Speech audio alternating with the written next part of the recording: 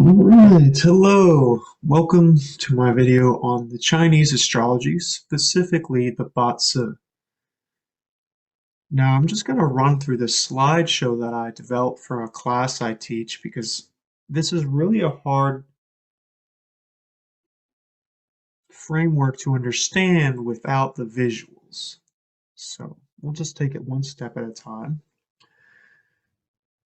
First of all, I said, what is Chinese astrology? Well, it's working with the stars, much like the Western. It divides the stars into its understanding of the five elements. And I find that because it works like this, it's a lot less personal than the Western in terms of like a personality. You know, there's not Zeus and Apollo and all these gods flying around the cosmos. Not that Chinese, you know, schools don't have their own versions of the gods. But the way that I learned the Batsu and based in the five elements makes it very just elemental, very archetypal, like wood, fire, earth, metal, and water. But we'll get to that in future slides. I like to contrast the East and West with the use of the bow and arrow. For the East, I find it very useful for when you're aiming at a target and you want to know how to get there or what forces are at play or the best way to navigate situations or your year.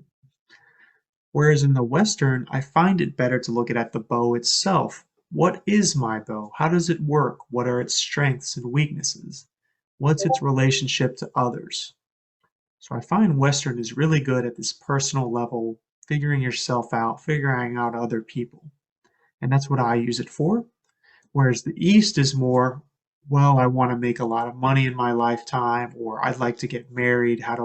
When's the best timing for that? What are the sort of areas in my life that need balancing?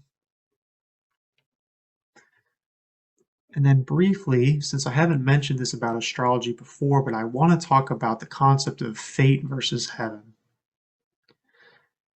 Now, fate to me has an inevitable sort of context to it, and it's a very uh, ultimatum sort of term, like this is your fate. Your fate is to die, as humans, we could say. So it's this sort of immutable force. But in astrology, we like to think of fate as that sort of what will happen if you do nothing, if you don't act, if you don't realign yourself or read the room or see the writing on the wall, the hammer of fate will fall unimpeded and you will get what comes from cause and effect. Whereas the concept of heaven is everything outside of our control. So heaven is we do everything we can in our lives, and then there's everything outside of our control. Heaven, the weather, you know, events like COVID-19 that sweep the world, things that are just outside of our personal authority. So that's how to sort of think of these things is we do have our own agency. And if we don't use that agency, we will get our fate.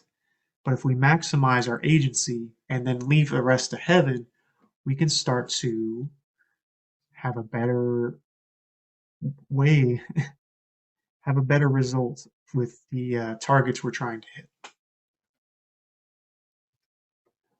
So this is a Bazi chart. If you look here, there's oh, there's 8 characters. There's more than that, but there's 8 major Chinese characters. So now commonly people think of only one of their characters, their animal, which is just one, which is right here. It's your year animal sign. That's what most people think they are. When in reality, Bazi mainly focuses on the day master, it's called. Now, before we get too far, how do we determine day master? Well, if you see what the horizontal row is, these are called the heavenly stems. Heavenly stems are all these, And then these are the earthly branches, which are all the animals. Animals are the earthly branches, pretty simple. Then you divide it into four, the year, the month, the day you were born, and the hour you were born. That's how you get 8 characters.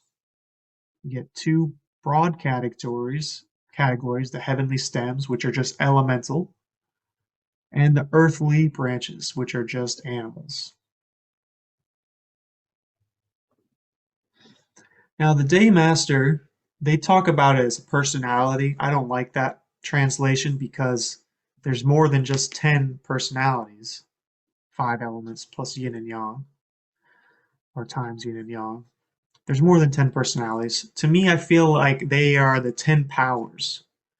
So this person is a yang metal day master. And that's sort of the power, that slide you kind of got a glimpse of. We can see it. This is the power of yang metal. It's like raw ore, it can be forged, it handles adversity well, it gets tempered, it's assertive, strong, tough, cutting. These are qualities that a person with a yang metal Daymaster could be said to embody. Whereas their personality, I would find it here in the goat, where we traditionally think of, oh, I'm a goat. Well, that's more like your personality in terms of how you relate to the outside world. So as you can see, there are 5 elements that you can have majorly: metal, earth, wood, water, fire. And then there's yin and yang of each of those. So once you can break into the 5 element theory and how these elements relate with each other, you're going to be going a long way in understanding the Bazi. Whereas Western astrology, there's so many different ways that everything connects in this relationship and that relationship. And the Bazi, it's simple. Once you get the 5 elemental relationships down, you can pretty much figure out the rest, just kind of unfolding layers of complexity.